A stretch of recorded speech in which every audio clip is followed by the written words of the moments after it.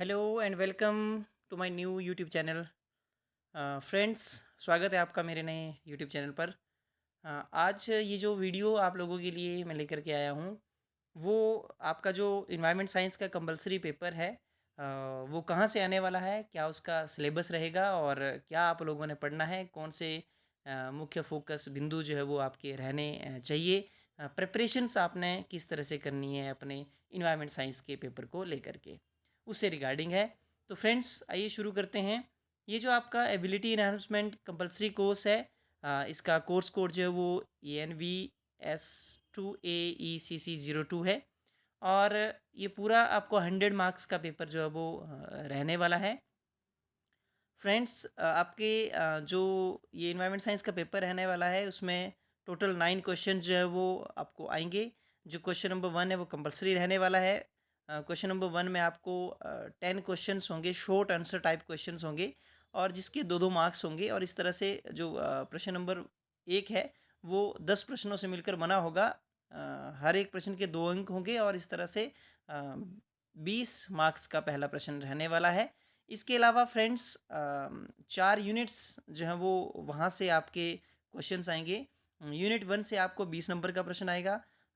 2 प्रश्न होंगे, उसमें से आपको एक अटेम्प्ट करना होगा। यूनिट 2 से भी, यूनिट 3 से भी और यूनिट 4 से भी सेम पैटर्न जो है वो रहने वाला है। हर एक यूनिट्स में से आपको 2 क्वेश्चंस आएंगे, जिसमें से कि आपको फ्रेंड्स एक एक क्वेश्चन जो है वो अटेम्प्ट करना है। 20 मार्क्स का ये क्वेश्चन रहने वाला है।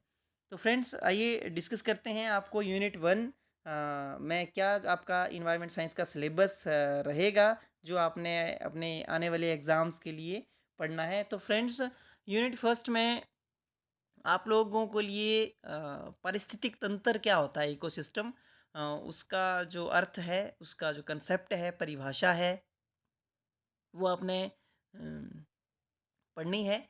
इसके अलावा स्ट्रक्चर और फंक्शन क्या रहता है इकोसिस्टम का, पारिस्थितिक तंत्र का, वो ज़रूर पढ़ना है।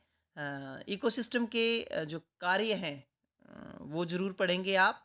और ऊर्जा का प्रवाह इकोसिस्टम के अंदर कैसे रहता है, फूड चेन्स क्या होती हैं, खाद्य जाल जिसे हम लोग खाद्य श्रृंखला जिसे हम लोग कहते हैं, खाद्य जाल के माध्यम से भी ये ऊर्जा का प्रवाह जो है वो रहता है। इकोलॉजिकल सक्सेशन के माध्यम से भी ये चीज़ें होती हैं।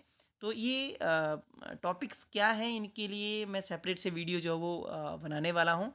इस वीडियो में सिर्फ हम लोग यही डिस्कस करेंगे कि आपका जो सिलेबस है वो क्या रहने वाला और आपने पढ़ना क्या है।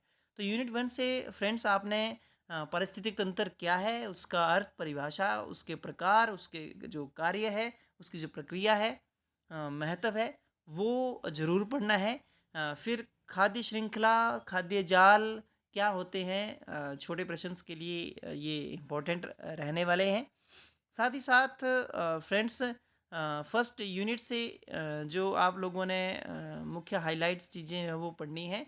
वो अ, जितनी भी संकटापन प्रजातियां हैं भारत के अंदर, संकटापन प्रजातियां क्या होती हैं, और विलुप्त प्रजातियां क्या होती हैं, जिसको हम लोग एंडेंजर्ड एंड एंडेमिक स्पीशीज़ कहते हैं, इसके बारे में भी आप लोगों ने पढ़ना है कि ये चीज़ें क्या रहती हैं। इसके अलावा जैव विविधता का संरक्षण, बायोडाइवर्सिटी कंजर्वेशन, एक इम्पॉर्टेंट टॉपिक इस यूनिट के अंदर रहने वाला है। एक प्रश्न मुझे लगता है कि यहाँ से ज़रूर आएगा। और कौन कौन से मुख्य थ्रेट्स हैं, भारत की जो जैव विविधता है, उसको जो मुख्य थ्रेट्स हैं, वो भी आप लोगों ने ज़रूर इस यूनिट में से डिस्कस जो है वो करने हैं। अपने आप सेल्फ तैयारी जो है वो करनी है।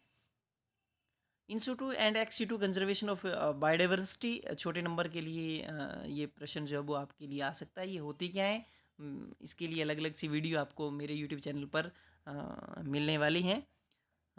फ्रेंड्स, एक और प्रश्न जो मुझे लगता है कि फर्स्ट यूनिट में से आएगा, वो होगा सस्टेनेबल डेवलपमेंट।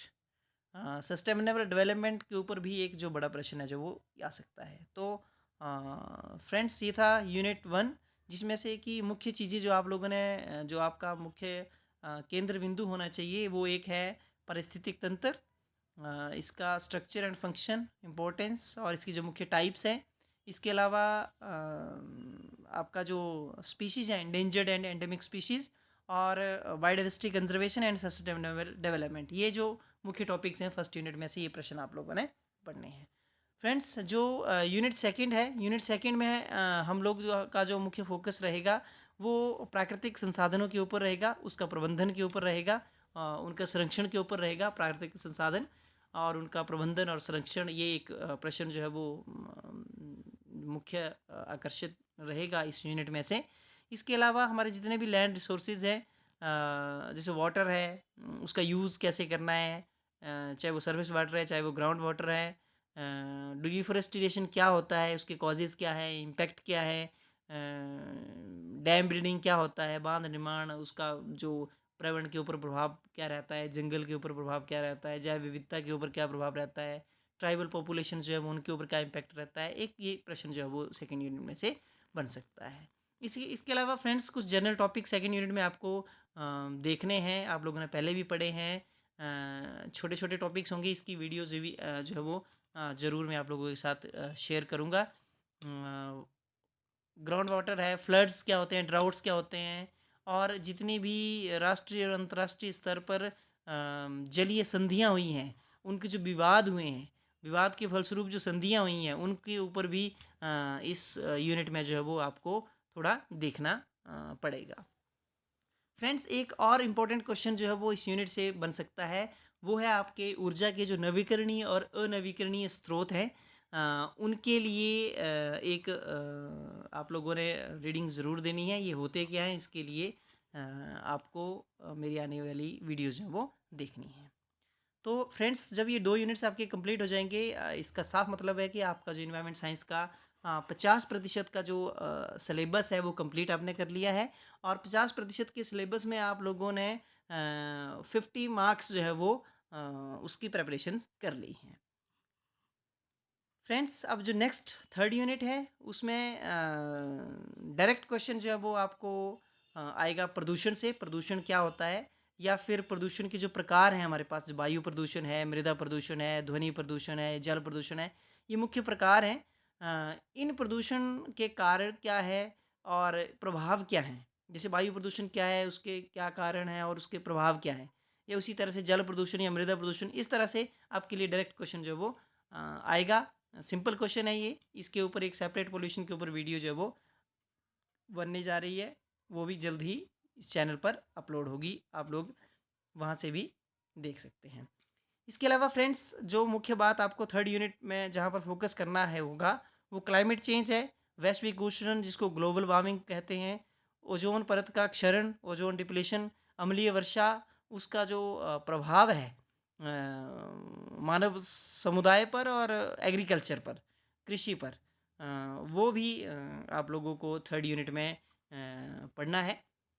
साथ ही साथ फ्रेंड्स, एक प्रश्न तो यहाँ से आएगा, दूसरा प्रश्न जो है वो जितने भी हमारे पास इन्वायरमेंटल लॉज है, इन्वायरमेंटल प्रोटेक्शन एक्ट्स हैं रादर, वो एक जो है वो ज़रूर जो है वो आपको प्रश्न के रूप में देखने को आपके प्रश्न पत्र में मिलेगा। चाहे वो आपका air prevention and control pollution act है, चाहे वो वाटर का है, चाहे वो आपका वाइल्ड लाइफ का है, इनमें से एक जो है वो प्रोटेक्शन एक्ट जो है वो आपको ज़रूर आएगा, पढ़ने के लिए आएगा। हाँ, हालांकि इसमें आपको लर्न ज़्यादा करना पड़ेगा, याद ज़रूर करने पड़ेंगे लॉज, उससे बेटर ऑप्शन जो है वो आपको ऊपर से पर्यावरण प्रदूषण जो है वो आप ज़रूर जो है वो डिटेल में पढ़ लें, क्योंकि ये आसान है और इनके पॉइंट वाइज जो है वो आप एक्सप्लेनेशन की आराम से लिख सकते हैं।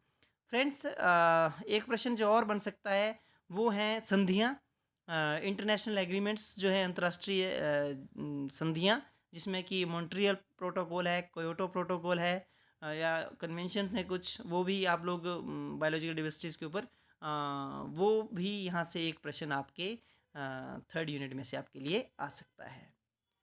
फ्रेंड्स, वीडियो बहुत लंबा हो जाएगा। फोर्थ यूनिट में से आपको जो मुख्य चीज़ें पढ़नी है वो है आपका डिजास्टर मैनेजमेंट, जिसमें कि फ्लड्स, अर्थक्वेक्स, साइक्लोन्स, लैंडस्लाइड्स क्या होते हैं, एक प्रश्न यहाँ से मिलेगा आपको। तथा साथ में आपको इस यूनिट में से जो मुख्य चीज़ें पढ़नी है वो रहेंगी, हमारे इन्वायरमेंट्स के जो मूवमेंट्स, इन्वायरमेंटल प्रोटेक्शन जो मूवमेंट्स चले हैं, जैसे उत्तराखंड में चिपको आंदोलन चला था, केरला में साइलेंट वैली मूवमेंट चला था, राजस्थान में विश्नोई मूवमेंट चला था। ये मूवमेंट्स जो हैं वो इससे भी प्रश्न जो है वो आप आपके लिए आ सकता है। या फिर एक जनरल क्वेश्चन यहाँ से पूछ सकते हैं कि role of Indian and other religions and cultures in environmental conservation. पर्यावरण संरक्षण के लिए भारत तथा अन्य धर्म या जो संस्कृति है उनका क्या योगदान रहा है। तो एक जनरल सा क्वेश्चन, क्या इनका योगदान रहे हैं, उसके ऊपर भी फ्रेंड्स मैं एक वीडियो ज़रूर आपके लिए बनाऊंगा अपने यूट्यूब चैनल पर आपके लिए। आपके पास वो वीडियोस पहुँचे इसके लिए आपको मेरी इस वीडियो को लाइक करना पड़ेगा, मेरे चैनल को सब्सक्राइब करना पड़ेगा ताकि नोटिफिकेशंस आती रहे। इसके लिए बेल आइकन आप ज़रूर प्रेस करें। फ्रेंड्स मिलते हैं नई वीडियो के साथ, तब तक के लिए धन्यवाद।